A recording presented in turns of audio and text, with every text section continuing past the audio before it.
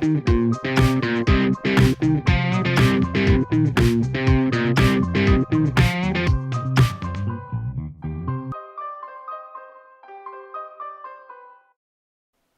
guys, this is the Mad Chief, and today I'm going to be glitching out the Forza Horizon 4 Halo run. If you haven't seen the Halo run in its entirety as it's meant to be seen, then please go watch that video of mine now, link in the description below. But if you have, then enjoy this.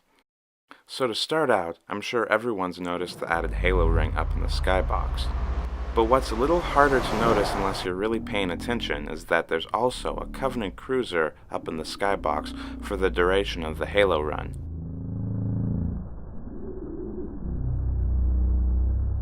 Now I thought I would try crashing into some of the props here, these purple boxes and the shields, because in the Halo games you can move those purple boxes when you crash into them, or if you crash into the shields, you take the shields down until they regenerate. But as you saw here, they are solid objects in Forza Horizon 4, and they completely stop you. There's no moving them or taking the shields down. Which is to be expected, since they're not main props of the game. Playground Games did not want to put a lot of development time into them to make them really interactive. So they just made them hard immovable objects. I then thought I would see what would happen if I tried to straight up deviate from the intended course and go someplace completely different. And this is what happened. It kicked me right back onto the course. So the next thing I noticed was that even though the Pelican was long gone, the radio chatter between Cortana and the Pelican pilot was still going on, just as if the Pelican was right there above me, like it usually is if you are doing this run and going straight through and not screwing around like I've just been doing. So here's a few examples of that.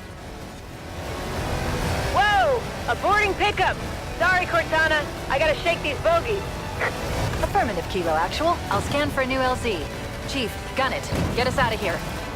Cortana, what is this place? I don't know. Looks like a fortification of some kind, but it hasn't been used in centuries. Just go straight up here. We've got a better chance of avoiding those banshees off-road.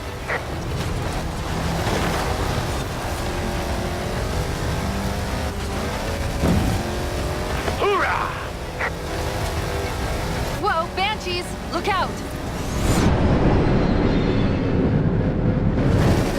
Banshees inbound! Try and lose them through those trees!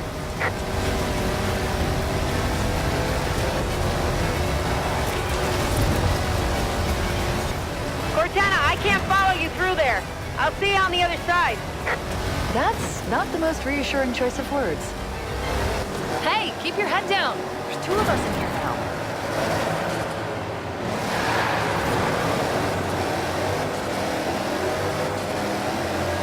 This cave is not a natural formation. Woo! Echo! I don't like this. Comms have gone quiet. Kilo Actual, do you read? Kilo Actual. Whoa! Loud and clear, Cortana. Good to see you again, pilot. I do not want to reach that LZ without you. Now I thought, let's see if I miss a checkpoint, what will happen. I figured it would probably tell me I missed it and kick me back or give me the chance to rewind like it usually does, but I had to try. And, as you see, it was giving me the countdown, kicking me back, or giving me the option to rewind it.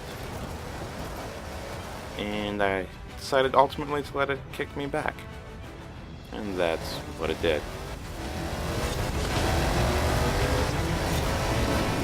Now, as you can see, we're almost to the end again, and we are currently over 5 minutes time, which is a lot longer than it usually should take.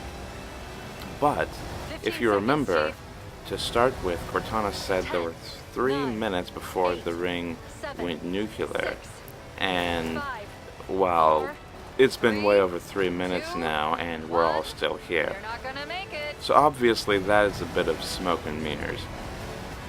Now, I'm not going through the last checkpoints to see what happens, and as we look, you can see that the Pelican is not actually here anymore due to how long it's been.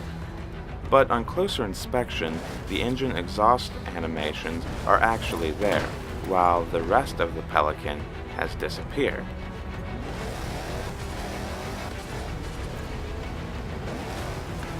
Now, looking out in the distance, there is a warthog that is kind of like glitching back and forth. It was originally glitching back and forth on the beach, but as I come closer, it moves farther away. As you saw, it's now in the water. It's definitely interesting. Now, as I drive closer to the water, you'll see that the glitching warthog that keeps on moving away from me as I get closer actually just disappeared. Now, I'm going to try to drive through the Pelican. And as you see, I was just able to drive through a piece of cake.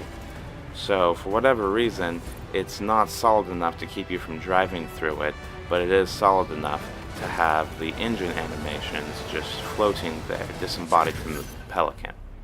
And I just drove back through the checkpoint backwards, but it worked anyways to trigger the ending cutscene. Now we're going to go through this one more time, but this time we're going to go straight through in the time intended for this run to take. And we're not going to screw around, but I will fast forward to the end since that is where the goodies are that we're going for this time round.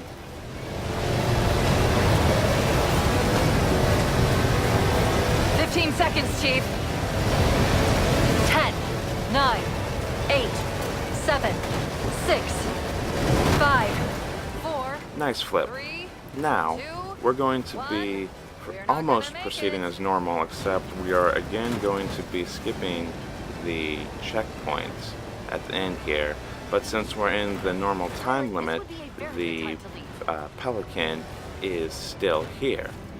So now we're going to see what happens to the Pelican if we simply don't go through the checkpoints. Now, as you can see, I am literally trying to drive under the Pelican's wings, but I can't, because the Pelican is literally a big block. When this Pelican was developed, it was made with aesthetics in mind and not physics, which is why they never modeled the block to take the actual shape of the Pelican. And the Pelican just disappeared. So, that took about 30 seconds from when we arrived for the Pelican to go poof.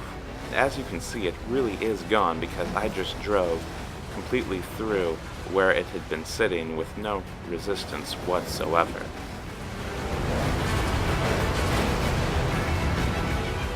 I want to thank you guys for taking the time to watch this today, and if you liked what you saw, then please like, comment, and subscribe. I'd love to hear what your thoughts were, and until next time, this has been the Mad Chief.